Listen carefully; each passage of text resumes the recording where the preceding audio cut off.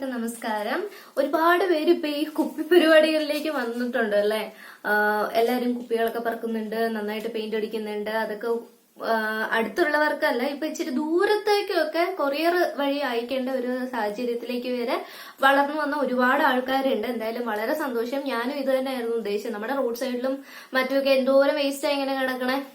അപ്പൊ അതിനെയൊക്കെ പറക്കിയെടുത്ത് ഒക്കെ ഇങ്ങനെയൊക്കെ ആക്കി അതും രസമല്ല. ഇത് നിങ്ങളിപ്പോ എക്സ്പീരിയൻസ് ചെയ്യുന്നുണ്ട്, നിങ്ങൾക്ക് മനസ്സിലാകും. വളരെ രസകരമായിട്ടുള്ള ഒരു പരിപാടിയാണ്. എനിക്ക് ഈ ബോട്ടിലാട്ടൊക്കെ ചെയ്തു തുടങ്ങിയപ്പോഴത്തേക്ക് ആദ്യം വന്ന ഒരു ചലഞ്ചാണ്, നമ്മൾക്ക് ദൂരത്തു നിന്നൊക്കെ ഒരു ഓർഡർ വന്നാൽ എങ്ങനെ നമ്മൾ അവർക്ക് എത്തിച്ചു കൊടുക്കും. അഥവാ എത്തിച്ചു കൊടുക്കുമ്പോൾ ഏത് തരത്തിലുള്ള സർവീസ് ആണ് എടുക്കുന്നത്? കൊറിയർ സർവീസ് എടുക്കണോ, പോസ്റ്റൽ സർവീസ് എടുക്കണോ, അതോ വേറെ എന്തെങ്കിലും സർവീസിനെ പറ്റി ആലോചിക്കണോ? എങ്ങനെ ഇത്ര കെയർഫുൾ ആയിട്ട് എത്തിക്കും? കാരണം കുപ്പിയൊക്കെ ആണെങ്കിൽ പൊട്ടിപ്പോകാൻ ചാൻസ് ഉള്ളതാണ്. അപ്പൊ അവിടെ എങ്ങനെ എത്തിക്കും എന്നുള്ളത്, ഇനിയിപ്പോ വല്ല തടിക്കഷ്ണത്തേലാണോ പാക്ക് ചെയ്യേണ്ടത്, അല്ലെ കാർഡ്ബോർഡ് മതിയോ, ഇങ്ങനെയൊക്കെ ഭയങ്കര സംശയങ്ങളൊക്കെ ആയിരുന്നു. ഞാൻ തന്നെ പല രീതിയിലാണ് ട്രൈ ചെയ്ത് നോക്കി. ഇപ്പൊ ആദ്യമൊക്കെ ആണെങ്കിൽ ഞാൻ സ്പീഡ് പോസ്റ്റ് അയച്ചിരുന്നു. പിന്നെ പല കൊറിയർ സർവീസുകളും ഞാൻ ട്രൈ ചെയ്തിട്ടുണ്ട്. ശരിക്കും പറയാലോ, ഇപ്പൊ ഒരു ഓർഡർ കിട്ടിയാൽ ഇന്ന കൊറിയർ സർവീസ് പോകും, അടുത്ത് തന്നെ അങ്ങനെ പോകും. അങ്ങനെ സർവീസ് എല്ലാം ഞാൻ അനലൈസ് ചെയ്തിട്ടാണ് ഇപ്പൊ സ്ഥിരമായിട്ടൊരു കൊറിയർ സർവീസും സ്ഥിരമായിട്ടുള്ള ഒരു രീതിയിലൊക്കെ എത്തിയത്. അതുകൊണ്ട് എനിക്ക് പറയാനുള്ള ഇതേ ഉള്ളൂ, നിങ്ങൾക്ക് കൺവീനിയന്റ് ആയിട്ടുള്ള ഒരു കൊറിയർ സർവീസോ അല്ലെങ്കിൽ അങ്ങനെ ഒരു രീതിയോ ഉണ്ടാവും. അത് നിങ്ങൾ ചൂസ് ചെയ്യുക. അല്ലാതെ ഞാനിങ്ങനെ ചെയ്യുന്നു, ഒരാളിങ്ങനെ ചെയ്യുന്നു എന്ന് പറഞ്ഞിട്ട് നമുക്കതൊന്നും എടുക്കേണ്ട ആവശ്യമില്ല. അപ്പൊ ഞാൻ ഇത് ചെയ്യാൻ തുടങ്ങുന്നതിന് മുമ്പ് ഞാൻ ചെറിയൊരു ലെക്ചർ തരാം. കാരണം ഇത് ചെയ്യലും പിന്നെ പറച്ചിലും എല്ലാം കൂടി ഒന്നും നടക്കുകയില്ല. അപ്പൊ കൊറിയർ അയക്കുമ്പോൾ ഞാൻ ശ്രദ്ധിക്കുന്ന കുറച്ച് കാര്യങ്ങൾ എന്തൊക്കെയാണെന്ന് വെച്ചാല്, ഒന്നാമത്തെ കാര്യം നന്നായിട്ട് പാക്ക് ചെയ്യുക. ഞാൻ കാർഡ്ബോർഡ് ആണ് യൂസ് ചെയ്യണത്. അത് കാർഡ്ബോർഡ് എന്ന് പറയുമ്പം ബേക്കറിയിൽ നിന്നും പിന്നെ ഇങ്ങനെ ഇലക്ട്രോണിക് സാധനങ്ങളൊക്കെ വരുന്ന കടകളിലെ അവിടെ നിന്നൊക്കെ പറക്കിയെടുക്കും, അല്ലെങ്കിൽ എവിടെയെങ്കിലും കിടക്കുന്നോ അതെല്ലാം പറക്കിയെടുക്കും. എടുത്തിട്ട് ആ കുപ്പീന്റെ ആ ഒരു സൈസിനനുസരിച്ച് കട്ട് ചെയ്ത് ആണ് പ്രോപ്പറായിട്ട് പാക്ക് ചെയ്ത് അയക്കുന്നത്. പിന്നുള്ള വേറൊരു കാര്യം എന്ന് പറഞ്ഞാൽ പാക്കിംഗ് വളരെ ഇമ്പോർട്ടന്റ് ആണ്. കാരണം നല്ല സേഫ് ആയിട്ട് പാക്ക് ചെയ്യണം. എന്റെയും കുപ്പികളൊക്കെ പൊട്ടിപ്പോയിട്ടുണ്ട്. എന്റെ ഇതുവരെ ഒരു 3 കുപ്പിയോളം പൊട്ടിപ്പോയിട്ടുണ്ട്. എന്നാൽ അതിന് മുന്നേ ഡൽഹി വരെയൊക്കെ പോയിട്ട്, ഡൽഹി ചെന്നൈയിലൊക്കെ പോയതൊന്നും ഒരു കുഴപ്പമില്ലാതെ എത്തിയിട്ടുണ്ട്. പക്ഷെ എറണാകുളം, മലപ്പുറം ഒക്കെ പോയതൊക്കെ പൊട്ടിപ്പോയിട്ടുണ്ട്. അത് വേറൊന്നും കൊണ്ടല്ല, എന്റെ പാക്കിങ്ങിന്റെ തന്നെ ഒരു പ്രശ്നമായിരിക്കും. പിന്നെ അതുമല്ല, ഡിപ്പെൻസ് ആണ്. ഇപ്പൊ നമ്മുടെ ഭയങ്കര ഫ്രജൈൽ ആയിട്ടുള്ള കാര്യമാണ്. അതിന്റെ മുകളിൽ ഇച്ചിരി വെയിറ്റ് ഉള്ള എന്തെങ്കിലും എങ്ങനെയെങ്കിലും വന്ന് വീണാലും നമ്മുടെ സാധനം പൊട്ടിപ്പോവും. അപ്പൊ നമ്മൾ എത്രയും കെയർഫുൾ ആയിട്ട് നന്നായിട്ട് പാക്ക് ചെയ്യുക. അപ്പൊ പാക്ക് ചെയ്യുമ്പോൾ ശ്രദ്ധിക്കേണ്ട ഒരു മെയിൻ കാര്യം എന്ന് പറഞ്ഞാല്, കുപ്പിയുടെ ഒരു സൈസിനനുസരിച്ചുള്ള ബോക്സ് ആയിരിക്കണം. ആൻഡ് ആ ബോക്സിൽ വാക്വം സ്പേസ് ഉണ്ടാവാൻ പാടില്ല. നമ്മൾ എല്ലാ സൈഡും നന്നായിട്ട് ഫില്ല് ചെയ്യണം. ഓക്കെ, അങ്ങനെ നമ്മൾ ഫില്ല് ചെയ്തു, നന്നായിട്ട് പാക്ക് ചെയ്തു, വളരെ നന്നായിട്ട് സീൽ ചെയ്താൽ പിന്നുള്ള ഒരു ഇമ്പോർട്ടന്റ് കാര്യം എന്ന് പറഞ്ഞാൽ അഡ്രസ് ആണ്. അഡ്രസ് നമ്മൾ കസ്റ്റമേഴ്സിന്റെ വളരെ കൃത്യമായിട്ട് തന്നെ വാങ്ങിക്കണം.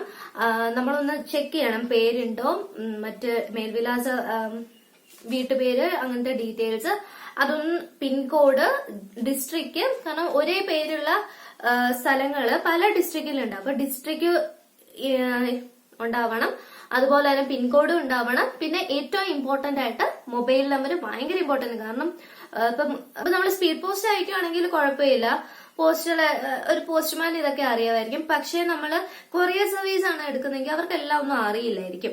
സോ അവർക്ക് കോണ്ടാക്ട് ചെയ്യാനുള്ള ഒരേ ഒരു മാർഗം ഈ ഫോൺ നമ്പറാണ്. അതുകൊണ്ട് ഉറപ്പായിട്ട് ഫോൺ നമ്പർ വെക്കുക. അതുപോലെ തന്നെ നിങ്ങളുടെ ഫോൺ നമ്പർ നിങ്ങൾ വെക്കണം. അതെ, ഫ്രം അഡ്രസ്സും നിങ്ങളുടെ അഡ്രസ്സ് വളരെ കൃത്യമായിട്ട്, ഈ പറയുന്ന പേരും അഡ്രസ്സും അതുപോലെ തന്നെ നമ്മളുടെ പിൻകോഡ് അതെല്ലാം എടുക്കണം. അഥവാ ഏതെങ്കിലും സാഹചര്യവശാൽ ഈ കസ്റ്റമർ അത് കൈപ്പറ്റിയില്ലെങ്കിൽ നമുക്ക് തന്നെ തിരിച്ചു വരാൻ വേണ്ടിയിട്ടാണ് നമ്മുടെ അഡ്രസ്സും നമ്മുടെ ഫോൺ നമ്പർ ഉൾപ്പെടെ നമ്മൾ വെക്കേണ്ടത്. പിന്നെ വേറൊരു കാര്യം എന്ന് പറഞ്ഞാൽ, ഞാൻ ആ കുപ്പിയുടെ 6 സൈഡിലും ഈ ബോക്സിന്റെ 6 സൈഡിലും ഹാൻഡിൽ വിത്ത് കെയർ അല്ലെങ്കിൽ ഫ്രജൈൽ എന്നൊക്കെ എഴുതി ഒട്ടിക്കാറുണ്ട്. ജസ്റ്റ് എന്താ, അഥവാ എന്തായാലും അത് ഇത്ര മൈൻഡ് ചെയ്യാൻ പോകുന്നില്ല, എന്നാലും നമ്മുടെ ഒരു സമാധാനത്തിൽ പൊട്ടുവേ എന്ന് എഴുതി വെക്കുന്നു മാത്രമേ ഉള്ളൂ. അപ്പം ഇത്രേ ഉള്ളൂ ഞാൻ മെയിനായിട്ട് കൊറിയർ അയക്കുമ്പോൾ ശ്രദ്ധിക്കുന്ന കാര്യങ്ങള്. എന്തായാലും ഞാൻ എങ്ങനെയാണ് ബോട്ടിൽ പാക്ക് ചെയ്യുന്നതെന്ന് കാണിച്ചു തരാം. പിന്നെ വേറൊരു കാര്യം പറയാനുള്ളത്, നിങ്ങൾക്ക് ഈ വീഡിയോയും ഈ കാര്യങ്ങളൊക്കെ ഇഷ്ടപ്പെട്ടെങ്കിൽ നിങ്ങൾ ജസ്റ്റ് സബ്സ്ക്രൈബ് ചെയ്യുക. അങ്ങനെ സബ്സ്ക്രൈബ് ചെയ്തിടുകയാണെങ്കിൽ നിങ്ങൾ നിങ്ങൾ എന്നെ മറന്നുപോയാൽ പോലും ഞാൻ അഥവാ എങ്ങാനും വീഡിയോ ഇട്ടാൽ നിങ്ങൾക്ക് അത് യൂട്യൂബ് കാണിച്ചു തരും. So subscribe. അപ്പം സാധനങ്ങളൊക്കെ ആയിട്ട് ഞാനിവിടെ സെറ്റ് ചെയ്തിട്ടുണ്ട്. എന്തൊക്കെയാണെന്ന് വെച്ചാൽ ആദ്യം നമുക്ക് കുറച്ച് കാർഡ്ബോർഡ് പീസ് ആണ് വേണ്ടത്. കാർഡ്ബോർഡ് പീസ് ഞാൻ ബേക്കറിയിൽ നിന്നും പിന്നെ അങ്ങനെ ഇലക്ട്രോണിക്സ് അങ്ങനത്തെ കടകളിൽ നിന്നൊക്കെയാണ് കളക്ട് ചെയ്യുന്നത്. പിന്നെ വേണ്ടത് ഇതൊക്കെ കട്ട് ചെയ്യാനായിട്ട് ഒരു നൈഫ് വേണം, പിന്നെ ഒരു സ്കെയിൽ വേണം, മാർക്ക് ചെയ്യാനായിട്ട് ഒരു പേന, പിന്നെ ഇത് ഈ ബോർഡിൽ ഒന്ന് കവർ ചെയ്യാൻ വേണ്ടിയിട്ട് ഞാനൊരു വൈറ്റ് പേപ്പറാണ് ഇവിടെ എടുത്തേക്കുന്നത്. നിങ്ങൾക്ക് വേണമെങ്കിൽ വൈറ്റ് പേപ്പർ ഒഴിവാക്കാം, എന്നിട്ട് ഇത് ഈ ബബിൾ റാപ്പ് ഉപയോഗിക്കാം.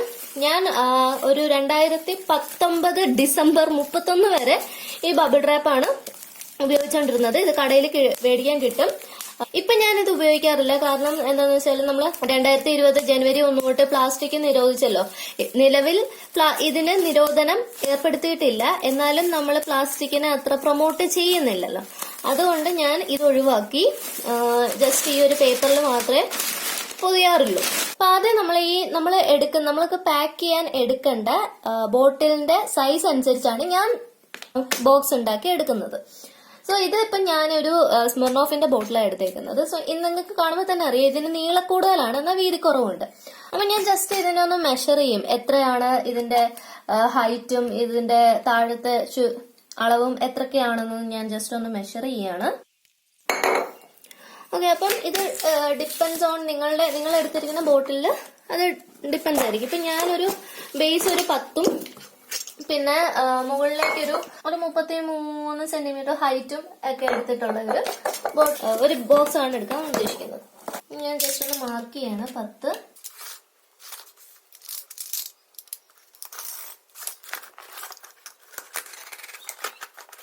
അങ്ങനെ ഒരു പീസ് ഞാൻ മുറിച്ചെടുത്തിട്ടുണ്ട്. ഇതിപ്പം ഇവിടെ 10 ആണ് എടുത്തേക്കണം. പിന്നെ മുകളിലേക്ക് ഒരു 33 ഹൈറ്റ് അനുസരിച്ച് നമുക്ക് മുറിച്ചെടുക്കണം. ഓക്കെ, അപ്പൊ ഇത് നമ്മൾ ഒരു വശം ഇങ്ങനെ റെഡി ആക്കിയിട്ടുണ്ട്. ഇനി വേണ്ടത് ഇതുപോലെ 4 എണ്ണം എടുക്കണം.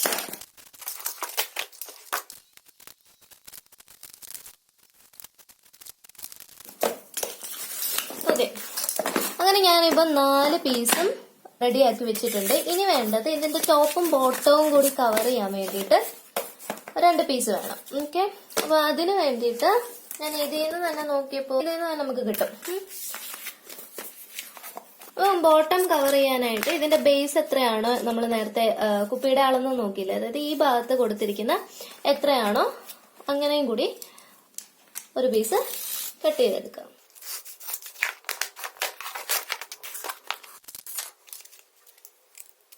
ഓക്കെ, അങ്ങനെ എല്ലാം സെറ്റ് ചെയ്തിട്ടുണ്ട്. അപ്പൊ ഇത്രയും പീസുകളാണ് നമുക്ക് വേണ്ടത്. 4 വലിയ പീസുകളും 2 ചെറിയ കുഞ്ഞു മുകളിലും താഴെ നിൽക്കാനുള്ള പീസുകളും. ഇനി ഞാൻ ചെയ്യുന്നതെന്ന് പറഞ്ഞാൽ ഇതിനെല്ലാം ഒട്ടിച്ചെടുക്കും. ഒട്ടിച്ചെടുക്കാനായിട്ട് ഒരു ബ്രൗൺ ടേപ്പാണ് ഞാൻ എടുത്തേക്കുന്നത്. ഏത് ടേപ്പ് വേണമെങ്കിലും നിങ്ങൾക്ക് എടുക്കാം. സാധാരണ എനിക്ക് പാക്ക് ചെയ്യാനാണ് കേട്ടോ എനിക്ക് ആര്യ എപ്പോഴും സഹായിക്കാറുള്ളത്, എന്റെ അപ്രന്റീസ് കുട്ടി.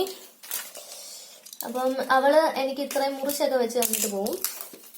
ശരിക്കും പറഞ്ഞാൽ ബോക്സ് ഉണ്ടാക്കുന്ന പാടൊന്നും ഞാനിപ്പോ അറിയാത്തത് ആര്യയുള്ളത് കൊണ്ടാണ്. പലതിന്റെയും പാട് ആര്യയുള്ളത് കൊണ്ടാണ് അറിയാത്ത. നന്നായിട്ട് ഒട്ടിക്കാം.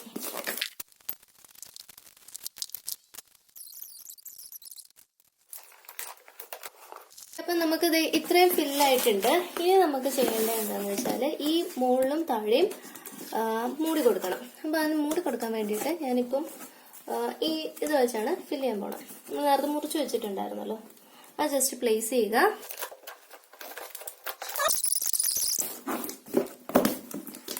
ഓക്കെ, അപ്പൊ ഇത്ര ആയിട്ടുണ്ട്. ഇനി നമുക്ക് ഇതില് ഈ ഒരു സാധനം വെച്ച് ഫില്ല് ചെയ്യാൻ പറ്റും. ഇനി നമുക്ക് ഇതിനകത്ത് ഉപ്പ് വെക്കണം. അപ്പൊ ഇനി ബോട്ടില് പുതിയ എങ്ങനെയാണെന്ന് കാണിച്ചു തരാം. അപ്പം ഞാൻ നേരത്തെ പറഞ്ഞ പോലെ ഒന്നെങ്കിൽ നിങ്ങൾക്ക് ബബിൾ റാപ്പിന് ഇപ്പൊ എന്റെ ഈ പീസ് മാത്രമേ ഉള്ളൂ, അത് വെച്ചിട്ട് നന്നായിട്ട് വലിയ ഷീറ്റിനാണെങ്കിൽ നന്നായിട്ട് അതിനെ പൊതിയാം. ഇപ്പൊ ഞാൻ പൊതിയുന്നത് ജസ്റ്റ് ഒരു വെള്ള പേപ്പർ വെച്ചിട്ട് മാത്രമാണ്. ബോട്ടില് വെക്കുക, നന്നായിട്ട് പൊതിയുക. ഇത്രയും വളരെ സിമ്പിളാണ് കേട്ടോ അതിന്റെ പാക്കിംഗ് ഒക്കെ. അപ്പൊ ഇതിനു മുന്നേ ഞാൻ ഈ ബോക്സ് ഈ തെർമോക്കോളിന്റെ ഷീറ്റൊക്കെ വെച്ച് ഫില്ല് ചെയ്യുമായിരുന്നു. ഇപ്പൊ മാക്സിമം അഥവാ കുപ്പി പൊട്ടിയാലും ഒന്നുകൂടി ഉണ്ടാക്കി കൊടുക്കാം. നമ്മൾ എന്തായാലും മാക്സിമം തെർമോക്കോളും പ്ലാസ്റ്റിക്കും ഒക്കെ റെഡ്യൂസ് ചെയ്യും എന്നുള്ള ഒരു ആറ്റിറ്റ്യൂഡാണ് ഞാൻ എടുത്തേക്കുന്നത്. ഇനി ചെയ്യാൻ പോണ എന്താന്ന് വെച്ചാല് നമ്മളിത് ഫില്ല് ചെയ്യണം. ഫില്ല് ചെയ്യാൻ വേണ്ടിയിട്ട് ന്യൂസ് പേപ്പേഴ്സ് ആണ് എടുത്തേക്കുന്നത്. അതിന് ഇങ്ങനെ നിങ്ങൾക്കിത് കീറും.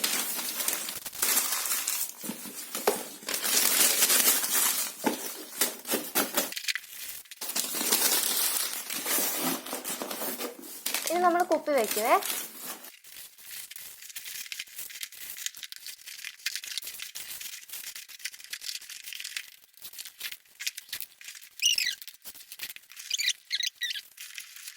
നമ്മൾ ഈ കുപ്പിയുടെ സൈസിന് തന്നെ ഈ ബോക്സ് ഉണ്ടാക്കിയത് കൊണ്ട് ഇത് കറക്റ്റ് ആയിരിക്കും.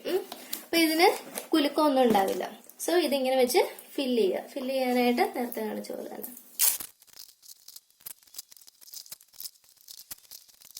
ഓക്കെ, അങ്ങനെ നമ്മുടെ കൊറിയർ ബോക്സ് വളരെ സെറ്റ് ആയിട്ടുണ്ട്. ഇനി കുലുക്കമൊന്നുമില്ല. അപ്പൊ ഇങ്ങനെ ഇട്ടാൽ പോലും പൊട്ടില്ല.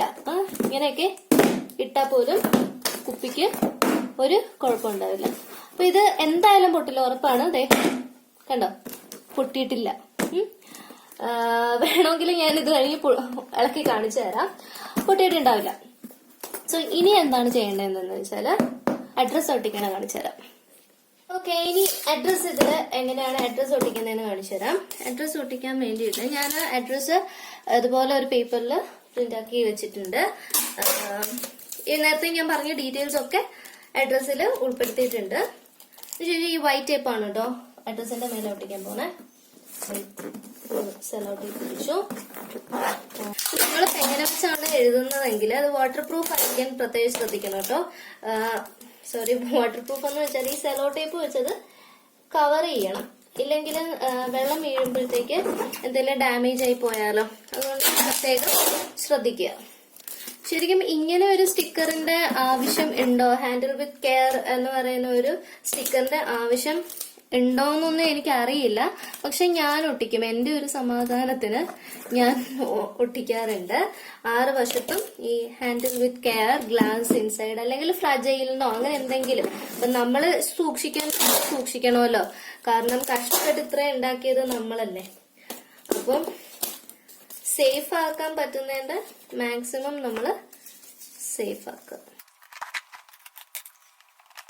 അപ്പൊ അതെ, പാക്കിംഗ് റെഡി ആയിട്ടുണ്ട്. ഇങ്ങനെയാണ് ഞാൻ കസ്റ്റമേഴ്സിന് കൊറിയർ അയക്കുന്നത്.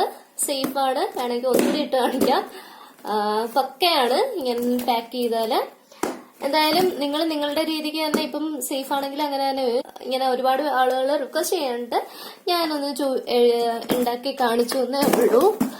ഓക്കെ, സോ ചാനൽ ഇഷ്ടപ്പെട്ടെങ്കിൽ ലൈക്ക് ചെയ്യുക, സപ്പോർട്ട് ചെയ്യുക. ഇവിടെയാണ് നിങ്ങൾ എന്നെ ആദ്യമായിട്ട് കാണുന്നെങ്കിൽ എനിക്ക് ഫേസ്ബുക്കിലും ഇൻസ്റ്റാഗ്രാമിലും ക്യുപ്പി എന്ന് പറഞ്ഞിട്ടൊരു പേജ് ഉണ്ട്. സോ അവിടെ കൂടെ ഫോളോ ചെയ്യുക. Stay connected and B creative. Bye bye.